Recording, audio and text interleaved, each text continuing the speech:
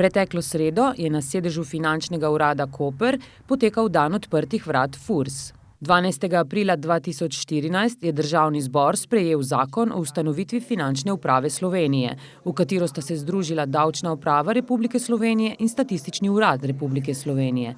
Ta datum pa je postal dan FURS. In v ta namen smo danes tudi se tle predstavljamo javnosti, oziroma širše javnosti, oziroma vsem obiskovalcem, z namenom, da prikažemo naše delo oziroma naše pristojnosti in se predstavimo ljudem v najboljši luči. Namen dneva odprtih vrat je torej približati davčno upravo njenim uporabnikom, davkoplačevalcem. Danes dejansko predstavljamo tle vzorce ponarejenega blaga, se pravi ponaredkov, ki jih mi dejansko v nekem postopku na meji zaustavimo, odkrijemo, posumimo, da gre za ponaredke in potem odstopimo to dejansko v ekspertizo imetnikov blagovnih znamk. In oni nam potrdijo potem pristnost oziroma nepristnost in na podlagi tega, potem na podlagi odločitve sodišč se dejansko to blago uniči pod našim nadzorom. Predstavljeni vzorci ponarejenega blaga so bili zaseženi na mejnem prehodu v Luki Koper.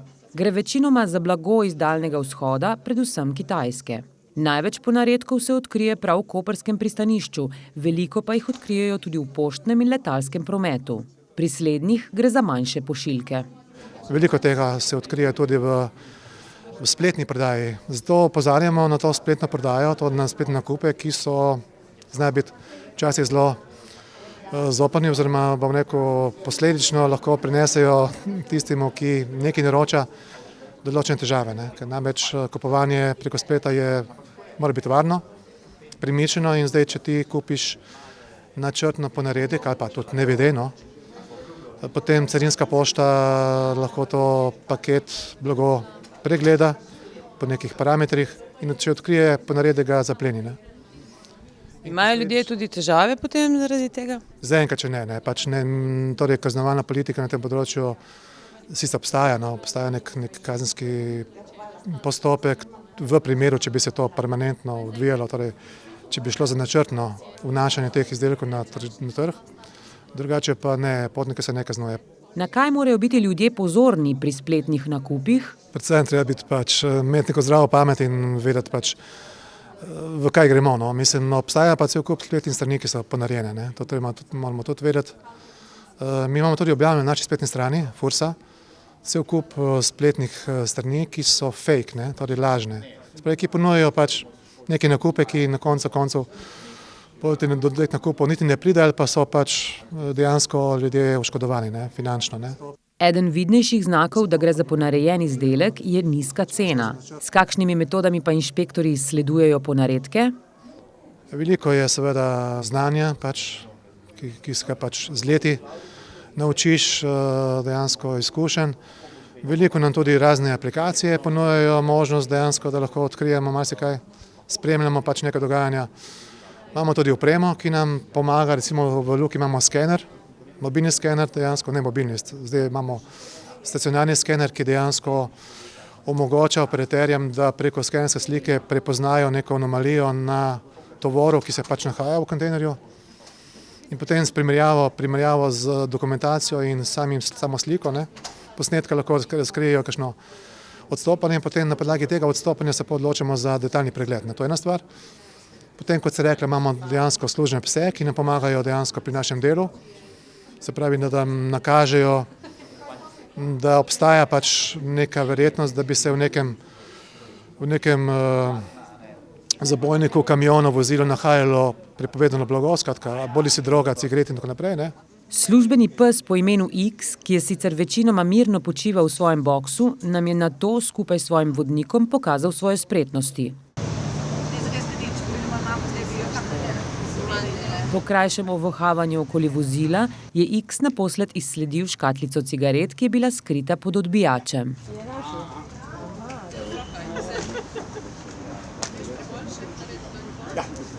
Poleg omenjenega se je obiskovalcem predstavila tudi mobilna enota FURS. Gre za davčne preiskovalce, ki uniformirani ali v civilu opravljajo davčni nadzor na celotnem ozemlju Republike Slovenije. Srečali smo lahko tudi športnike, ki so zaposleni v enoti vrhunskih športnikov, kar jim omogoča, da nemoteno trenirajo in predstavljajo državo na tekmovanjih, v zameno pa prejemajo plačo in se udeležujejo promocijskih dogodkov.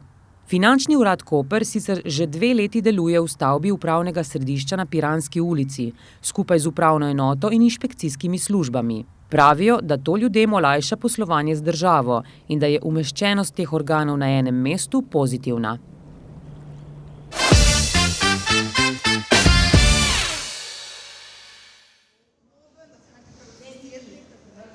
V začetku aprila je v okviru Univerze na Primorskem pod vodstvom UP Famnit oddelka za psihologijo začela delovati psihološka svetovalnica, ki študentom nudi psihološko podporo v obliki individualnih srečanj. Psihološka svetovalnica Univerze na Primorskem je dejansko del našega širšega projekta, ki ga kratko imenujemo UP Osebnostna rast. Je pa projekt, ki je namenjen enakovrednemu vključevanju vseh študentov v različne aktivnosti in spodbujanju njihove osebnostne in profesionalne rasti. Hkrati pa smo tudi, predvsem v času korone, se pravi med lockdowni, ugotovili, da se je zelo povečala stiska študentov. Mi smo majhna univerza in imamo stik s študenti in je bilo to zelo opazno, zato je bil to eden prvih korakov, ki smo jih želeli tudi vzpostaviti v sklopu tega projekta. Svetovalnica je brezplačna za študente Univerze na Primorskem. Vodile jo bodo usposobljene psihologinje, ki bodo tudi pod redno strokovno supervizijo. Šlo bo torej za individualne pogovore, v katerih bomo naslovili stiske, s katerimi se soočajo študentje. Govorili bomo o čustvih, o mislih, o vedenju, seveda v zaupnem in varnem okolju. Sami pristopi, torej same tehnike in metode, pa se bodo prilagajale glede na potrebe študentov in seveda tudi glede na težave, s katerimi se soočajo. Svetovalnica bo pokrivala širok spekter duševnih težav, od depresije, anksioznosti in paničnih napadov do težav v medosebnih odnosih, težavah pri usklajevanju osebnega in študijskega življenja, spopadanju s stresnimi situacijami in drugimi psihosocialnimi težavami. Psihološko svetovanje ni namenjeno posameznikom, ki se srečujejo z resnejšimi duševnimi motnjami, ki mogoče potrebujejo bolj intenzivno in bolj specializirano obravnavo. V takšnih primerih bodo svetovalke študente tudi ustrezno usmerile k virom pomoči. Vseeno čisto vse študente spodbujajo, da se na svetovalnico prijavijo, saj gre še posebej za finančno dostopnost takšnih svetovanj. Menim, da je res pomembno ponuditi študentov to možnost, zaradi tega, ker res je, terapije izven, ki jih je potrebno plačati, so za študente več ali manj nedostopne, zaradi tega, ker pač gre za velike finančne vložke, medtem ko naša svetovalnica jim bo na voljo brezplačno, seveda pa, če bodo stiske zares velike in bo potrebno vključiti neke zunanje izvajalce, zunanje organizacije, se povezujemo tudi z njimi in imamo tudi že nabor organizacij, ki lahko pomagajo v nadaljevanju. Svetovalnico so naredili korak naprej k izboljšanju duševnega zdravja, ne le za študente, ampak tudi za širšo okolico. Z zagotavljanjem trajnostnih in dostopnih storitev socialne oziroma psihološke podpore zmanjšujemo stigmo, ki je nekako še vedno prisotna pri naslavljanju tematike duševnega zdravja. Hkrati pa želimo tudi spodbuditi posameznike, da poiščejo pomoč, kadar je to potrebno. Da lahko svetovanje omogočijo tudi tujim študentom, pa bo svetovalnica dvojezična. Potekala bo v slovenskem ali angleškem jeziku.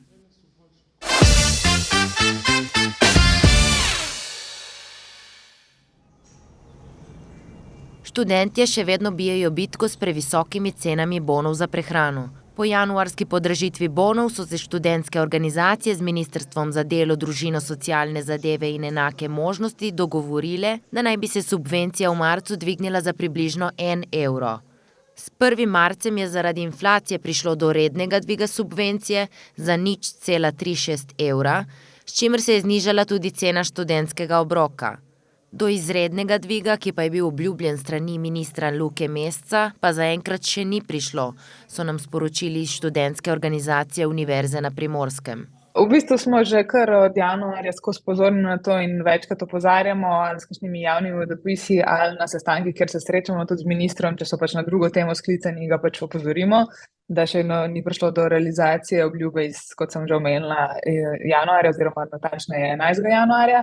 Takrat je bilo obljubljeno predvsem ne samo pač ta redni dvig subvencije, ki se je potem zgodil res marca, zaradi pač inflacije in vsega tega, kakor pač normalno potekajo ti postopki, ampak za izredni dvig subvencije gre in verjetno tudi za to sprašujete, se pravi tisti dvig ne bi šlo na 4,5 evra oziroma celo po obljubljah ministrstva na 4,60 evra. No, vemo, da je zakon bil pripravljen, ampak ne vemo trenutno, na kateri točki je, kdaj bo sprejet, tako da še vedno ostajamo bolj ali manj na isti točki, kot smo bili januarja. Iz Ministrstva za delo, družino, socialne zadeve in enake možnosti so nam sporočili, da so že pripravili potrebno pravno podlago za dvig višine subvencije študentske prehrane na 4,6 evra in predlog za spremembo zakona o subvencioniranju študentske prehrane ter ga poslali v medresorsko usklajevanje. Pogrešamo tudi malo več komunikacije strani ministrstva, da bi bili malo bolj seznanjeni v teh postopkih, kaj se dogaja, tako da pač nam ne preostane drugega, kot da komentiramo tudi na tak način, kot smo že z odprtim pismom, recimo. Vezano na problematiko študentske prehrane je Študentska organizacija Slovenije vnovič obudila projekt Jem zdravo. Prizadevajo pa si tudi razširiti število ponudnikov študentske prehrane. Smo pa zaradi tega in zaradi drugega dogajanja na področju študentske prehrane ponovno spodbudili projekt Jem zdravo, v katerem potem naslavljamo to problematiko, naslavljamo tudi na splošno pomen zdrave prehrane za študente, da je res super, da imajo sistem subvencionirane prehrane, ampak da pač to ni edini obrok, ki ga je od dnevu, tako da bomo poskrbeli tudi za neka dodatna in navodila in recepte, ki bodo pripravljene skozi ta projekt v sodelovanju z različnimi fakultetami, da bodo pač res recepti na nivoju. Ampak hkrati želimo znotraj tega projekta narediti pa še naslednjo stvar, ki je pa zelo pomembna za sistem subvencionirane študentske prehrane, to je razširiti število ponudnikov na kraje, kjer jih trenutno ni. Predvsem govorimo o krajih, kjer ni visokošolskih središč, pa vemo, da tam bivajo študenti, ki imajo enako pravico. To so študenti, ki so vozači, to so študenti, ki študirajo bodisi celoten program online. Tako da bi si želeli, da se v naslednjem letu tudi ta problematika uredi in tukaj tudi pričakujemo nekak posluh ministrstva. Iz Študentske organizacije Univerze na Primorskem so nam sporočili, da se je z višjo subvencijo povprečno doplačilo študentov sicer znižalo, a po njihovem mnenju ne dovolj. Od ministra pričakujejo, da izpolni svojo obljubo, da se tudi izredni dvig subvencije realizira.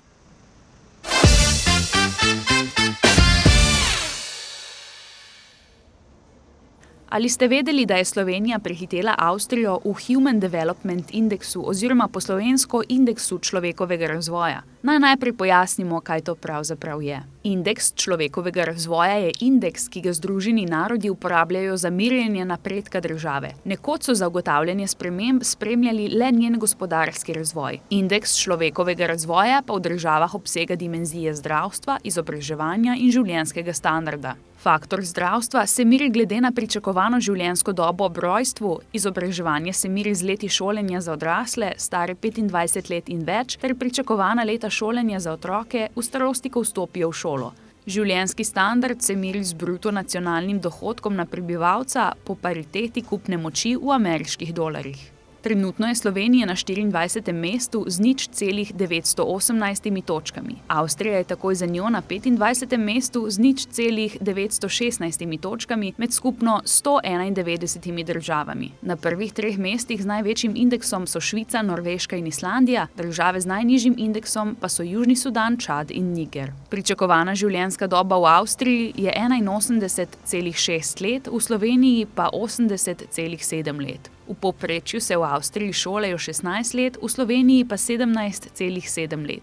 Bruto nacionalni dohodek na prebivalca v Avstriji znaša 53.619 ameriških dolarjev, v Sloveniji pa 39.746 ameriških dolarjev. Višji kot je indeks, boljši naj bi bili življenjski pogoji. Slovenija sodi med države z zelo visokim indeksom. Sicer pa ta poenostavi in zajame le del tega, kar vključuje človeški razvoj, neodražene enakosti, revščine, človekove varnosti, opolnomočenja in podobnega.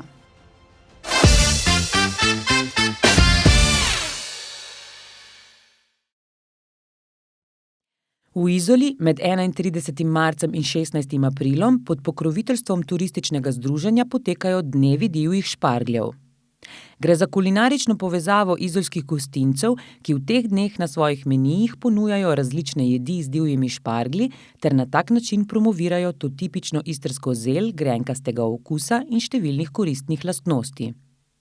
Dnevi divjih špargljev so sicer prvi v nizu ponudbe kulinaričnih dnevov, ki se bodo v izolskih restavracijah in gostilnah zvrstili v letošnjem letu. Ja, to kulinarično zgodbo, eno izmed promocijskih aktivnosti Turističnega združenja Izola, smo pričeli že leta 2011. Takrat smo imeli dneve domačih pedočev. Potem pa iz leta v leto so te tematski dnevi rasli. Trenutno jih imamo 5, 3 izvedemo v predsezoni, 2 po sezoni. Namen kulinaričnih dni pa je predvsem povezovanje izolskih ponudnikov, promoviranje lokalnih sestavin in ozaveščanje v bistvu tudi ljudi in gostincev, kako pomembno je uporabljati sestavine lokalnega izvora, iz neposrednega okolja. Tokratni kralj kulinaričnih dnevov je torej divji špargelj ali po istrsko šparoga, šparga, ki raste ob obronkih gozdov v Istri in na Kraškem robu, nabira pa se njegove mlade poganjke od marca do maja. Najraje imajo pomladanski dež, po katerem kar podivjajo in z malo sreče in ostrih oči se že iz polurnega sprehoda v gozdu vrnete domov s šopkom šparog, ki ponavadi končajo v fritaji ali jajčni omleti. To jed v teh pomladnih mesecih sicer ponujajo v številnih restavracijah in gostilnah v Istri, v Izoli pa so jim tudi letos posvetili posebno pozornost. Da bi se prepričali, kako dnevi divjih špargljev potekajo v praksi, smo se na sicer deževen dan zapeljali na izolsko podeželje. V gostilni Korte nas je pričakal zakurjen kamin, še topel domač kruh in velik šopek svežih, tisto jutro nabranih divjih špargljev. Lejla Džafić nam je povedala, da ima gostilna Korte že dolgo tradicijo. V podobi, kot je danes, je odprta že od leta 1997, sama pa v njej dela že več kot 20 let. Zadnja 4 leta jo tudi vodi. Na kulinaričnih dnevih sodelujejo že celo vrsto let, jedi z divjimi šparglji pa so vedno zelo priljubljene. V teh 2 tednih mi pripravljamo, se pravi, od iz divjih špargljev špargljevo juho, potem imamo domače fuže z divjimi šparglji pršutom, imamo kombinacijo tudi fritaja šparglji in pršutom in pa naredimo še tudi kombinacijo šparglji pa z gamberi. Lejlina ekipa nam je najprej postregla s predjedjo, kremno juho iz divjih špargljev, ki jo pripravljajo iz špargljevih src. To so zgornji mehki deli te rastline, ki so najbolj nežnega okusa in teksture, in prav takšna je bila tudi juha. Iz spodnjih trših delov pa v kuhinji pripravljajo fond, ki ga uporabljajo pri drugih receptih. Juhi sta sledili 2 različici fritaje s šparglji, ena je bila obogatena še s pršutom, nato pa glavna jed, tradicionalne istrske testenine fuži z omako iz špargljev, ter seveda dodatkom pršuta. To so nekako recepti, ki so že, mislim, da vsem znani. Recepte pač pripravljam z mojo glavno kuharico, ni pa nobenih nekih večjih skrivnosti, tako, ker skušamo ne dati nekih močnih začimb, da ne bi uničili samega okusa divjega šparglja. Tudi sicer se v gostilni Korte držijo starih receptov, vodilo jim je namreč priprava domače istrske hrane iz lokalnih sestavin. Katere jedi pa so najbolj priljubljene? Jo, tu bi težko rekla, ker začnemo od res zdaj sezonskih šparglji, tudi ko so dnevi bakalaja, pač tudi iz teh nekako starih istrskih jedi povlečemo te stare recepture. Naprimer, mi tudi, ko so dnevi bakalaja, polnimo kalamare z bakalajem, s tem, da tudi bakala imamo v redni ponudbi, tudi ko so dnevi domačih pedočev, je super obisk. Prihajajo, ker vidijo objavo in pride točno z letakom na točno te določene jedi. Je obisk povezan tudi s tole akcijo. Kulinarična ponudba kot eden ključnih delov turistične ponudbe se v zadnjih letih vse bolj razvija tudi v slovenski Istri. Promocijske akcije, kot so kulinarični dnevi, ki povezujejo različne gostinske ponudnike, pa postajajo pomemben del strategije turističnega razvoja nasploh. Ja, pobuda je nastala pri nas na Turističnem združenju Izola. K sodelovanju povabimo vse izolske gostince, Odločijo se pa čisto po njihovi lastni presoji, v katerih kulinaričnih dnevih bodo sodelovali. Čez leto se, vsaj v letošnjem letu, zvrstijo najprej divji šparglji, ki so aktualni še do te nedelje, 16. aprila. Potem imamo v maju dneve domačih pedočev, po sezoni sledijo dnevi kalamarov, dnevi kraljice sardele in dnevi bakalaja. Število gostincev se spreminja iz ene tematske akcije v drugo. Trenutno v dnevih divjih špargljev sodeluje 15 izolskih gostincev. Ljubitelji kulinarike, tako domačini kot turisti, bodo torej v Izoli letos imeli še veliko priložnosti doživeti in okusiti tradicionalne okuse istrske kuhinje. Ob kulinaričnih dnevih bo priložnost za to tudi na pomolu okusov, ki ga turistično združenje Izola prireja še v maju, juniju, septembru in oktobru.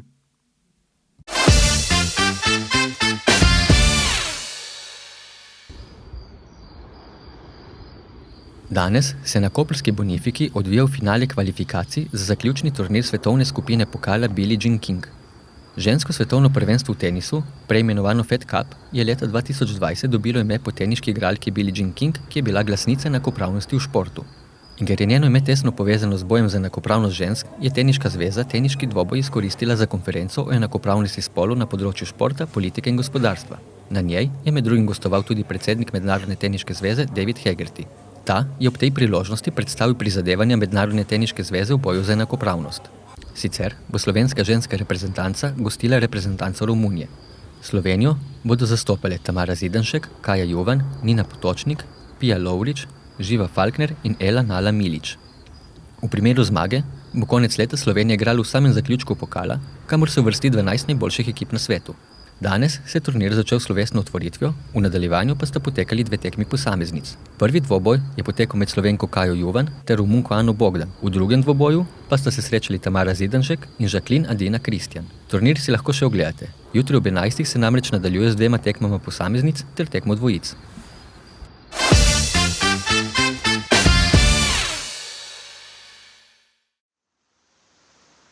Pred približno tednom dni je zavarovalnica Generali napovedala 30% podražitev dopolnilnega zdravstvenega zavarovanja. Razlog naj bi bila rast cen zdravstvenih storitev in splošnih življenjskih stroškov.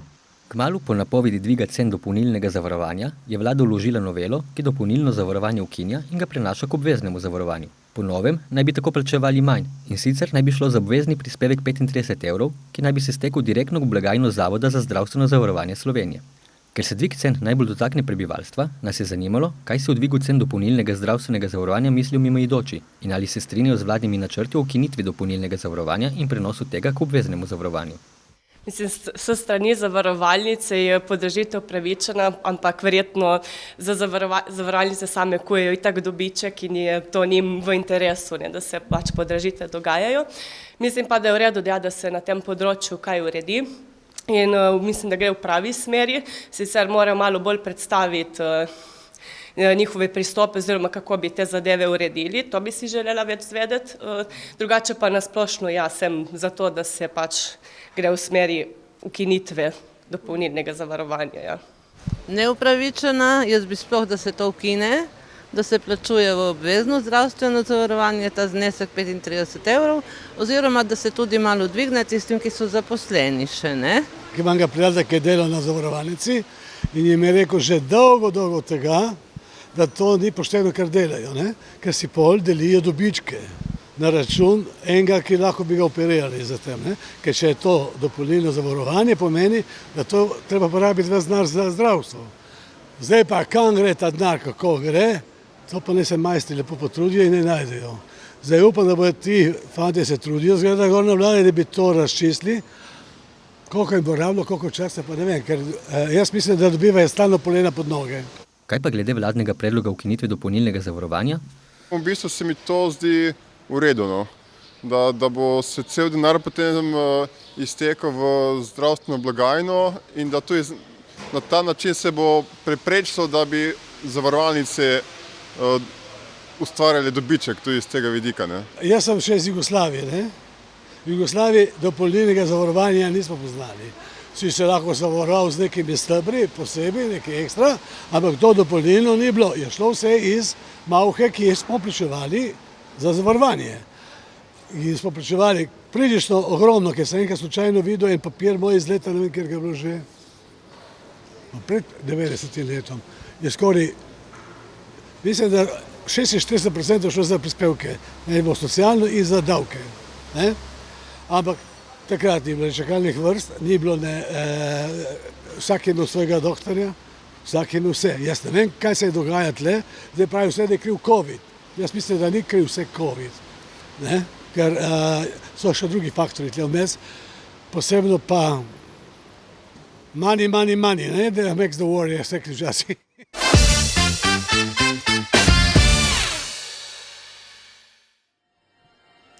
Kar sledi, ne potrebuje komentarja.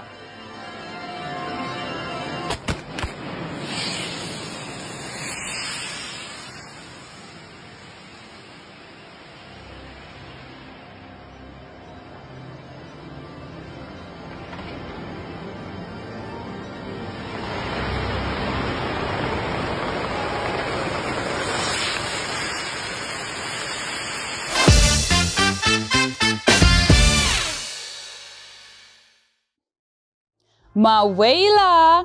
Nazadnje nisem vedela, če bom še tu, ker je bila tako močna burja, ampak ni nikogar odpihnila, tako da lepo pozdravljene gledalke in gledalci.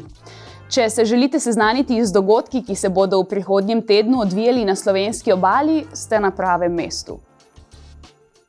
V soboto 15. aprila se bo v mladinskem centru Markovec City ob 13. uri pričel Heart Fest. Festival zdravja in umetnosti bo trajal vse do 7. ure zvečer.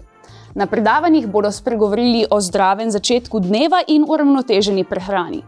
Pridružite se lahko tudi delavnicam slikanja na platno, fotografije, izdelovanja makrameja in meditacije. Na voljo pa bodo tudi vadbe za zdravo hrbtenico, brazilski džu-džitsu in samoobramba ter joga. Prav tako v soboto bo ob 18. uri v Cineplexu Koper ponovno prenos Metropolitanske opere v živo iz New Yorka. Tokrat bo na ogled operna predstava Kavalir z rožo. Komično opero Richarda Straussa v 3 dejanjih bodo v glavnih vlogah uprizorile sopranistka Liz Davidson, mezzosopranistka Isabel Leonard in sopranistka Erin Morley. V soboto ob 8. zvečer pa bo v dvorani osnovne šole Koper pop-rock muzikal. Sodobna uprizoritev Povodnega moža bo temeljila na energičnem roku in baladah, ki jih je za muzikal uglasbila Nejša. Na odru boste lahko videli pevko Raven v vlogi Urške, igralca in pevca Jureta Kopušarja, reperja Hoseja in obilo drugih pevcev, igralcev in plesalcev. Istega dne ob isti uri, torej ob 8. zvečer, tudi v gledališču Koper na voljo obilica glasbe in plesa. Glasbeno-plesna komedija Sanja Valentin priča o tem, kako mora človek oditi, da lahko kam pride. Zgodba sledi gospodinji srednjih let, ki je ujeta v patriarhalni sistem, v kateremu težko najde zadovoljstvo. Občustveno oddaljenem možu se pogosto pogovarja sama s sabo, kuha, čisti in skrbi za družino. Počuti se ujeto, dokler je prijateljica ne povabi na izlet v Grčijo. Tam se ponovno zaljubi v življenje in se odloči, da se več ne vrne. Za vse ostale, ki si v soboto zvečer ne želite sedenja, pa se bo v rock baru Figa ob 21. pričel koncert. Na oder bo stopila obalna skupina Paranoise, ki je v začetku aprila izdala svoj prvi pokvarjen pop-punk single. Če vas zanima, kaj lahko od sobotnega koncerta pričakujete, prisluhnite njihovi novi skladbi Clear the Room.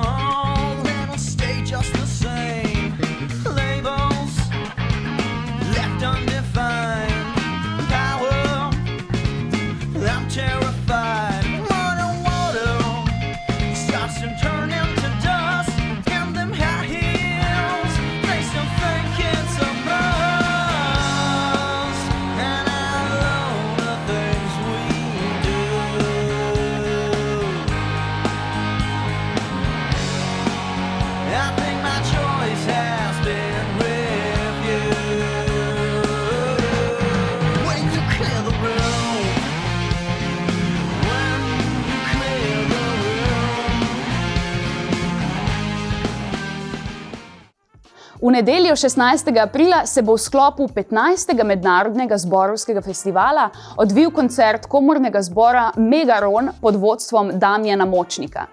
Ob 18. uri se lahko odpravite v dvorano svetega Frančiška Asiškega, kjer lahko prisluhnete vrhunskemu zboru. Prav tako v nedeljo ob 18. uri pa se v Art kinu Odeon prične projekcija filma Jezdeca. Slovenski režiser Dominik Mencel je posnel nostalgično zgodbo dveh prijateljev, ki se podata na cesto v iskanju svobode, ljubezni in samih sebe. Več v napovedniku. Umjesto da lijepo voziš motor, budeš na moru, ti ćeš da ostaviš najboljeg prijatelja i curu. Ne znam zašto. Zato što si pička. Da sam lajši. Kad mi mahneš iz daleka. Ja sam odlučila da je najbolje da vam donesem cijelu bocu. Ponovno se lahko v nedeljo ob 6. zvečer odpravite v Auditorij Portorož. Tam prirejajo že tradicionalni spomladanski koncert pihalnih orkestrov. Pihalni orkester Marezige in Pihalni orkester Koper že vrsto let združujeta moči, tokrat pa se jim bo na odru pridružil še Pihalni orkester Izola. V nedeljo 16. aprila ob 20. uri se bo v Kulturnem domu Izola odvila gledališka predstava. V predstavi z naslovom Gola režiserja Vladimirja Jurca nastopata Maja Bogovič in Tinkara Kovač. Zgodba sledi dvema ženskama iz različnih svetov, ki se pripravljata na zanju pomembna dogodka.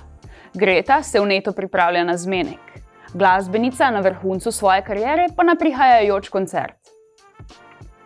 Od 17. pa vse do 21. aprila se v Kopru obetajo dnevi knjige. Ob svetovnem dnevu knjig, ki ga obeležujemo 23. aprila, bo na Prešernovem trgu vsak dan od 10. do 18. ure sejem knjig. Čez dan pa se bodo odvijale tudi razne prireditve za otroke. V ponedeljek 17. aprila bo v kavarni Lodža potekal že 4. pogovorni večer Koprske Agore. Tokrat se bo ob 19. uri pričel dogodek pod naslovom Istrska narečja, jeziki srca. Cilj pogovornih večerov je razvijanje kulturnega dialoga in doseganje učinkovite ter nenasilne komunikacije.